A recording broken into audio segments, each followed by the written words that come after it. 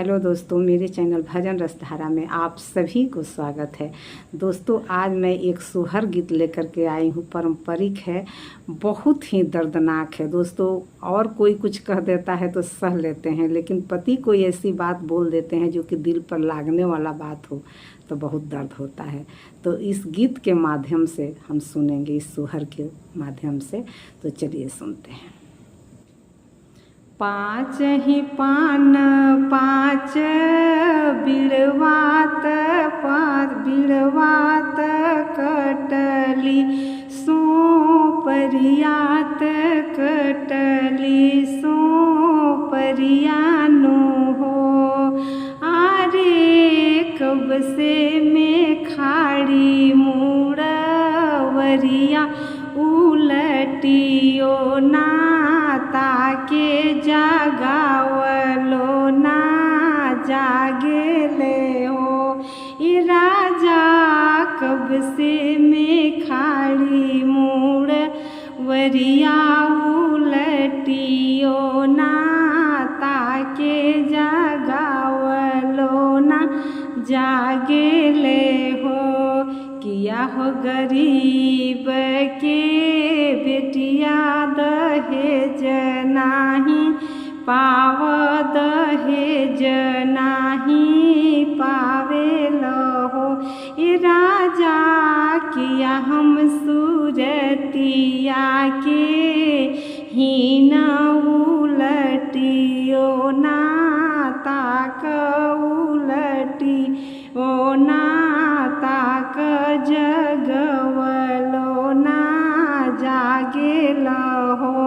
नाही तू गरीब के बिटिया दहेज थोर पाई, दहेज थोर पाई ले हो। रानी नहीं तू सूरतिया के हीन ऐसे ही नाही, ताकि जगवलो नाही जागिले हो। जतिया के हीनी सुवरिया देखत घीन लागे, देखत घीन लागेला हो। ये रानी आगे पीछे घूमेला छा, मनमा देखत नीक लागे, देखत नीक लागेला हो। यही बात रानी को दिल में छू गया कि मतलब हमारे पर ही सधाया जा रहा है, क्योंकि उनके भी बच्चे नहीं थे। ये रानी आगे पीछे घूमेला छा, मनमा देखत नीक लागेला हो। इतना बचन रानी सुनली सुनही नाही पावेली हो। ये रानी खाड़ भइली आंगनवा तनाएना से निर्बहे, नाएना से निर्बहे हो। दुअर से आवेली नदियात भाभी समू झावेली, भाभी से पूछेली हो। ये भाभी कौन संकट तहरा परल तनाएना से निर्बहे हो।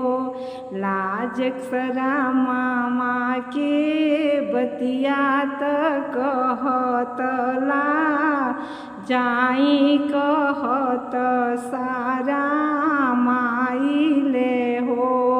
ए ननद तहरे भैया बोले ले बिरहिया, सहलो नाही जाला, रहलो नाही जाला नु हो।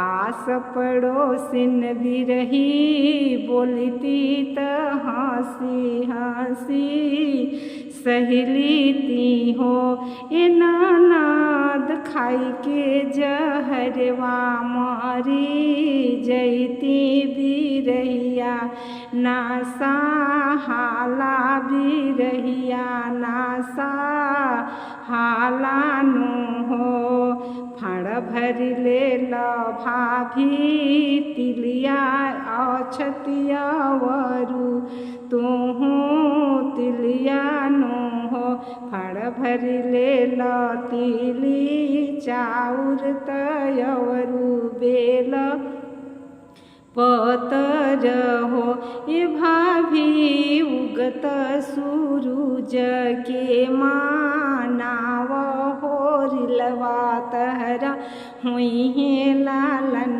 मातहरा हुई हानि हो मन ले ननदो के बचनिया चारा वासे निरपुछया चारा वासे निरपोछे हो ये भाभी फाड़ भरी लिहली तिल चाउर यवरु बेल पतर हो ये भाभी उगत सूरुज के मानवली गर्भ रही गैलनी हो 8 महीना दिन बीत गईले 9वां महीना चढ़े हो आरे उठला कमरिया में पीड़ हो लावाजा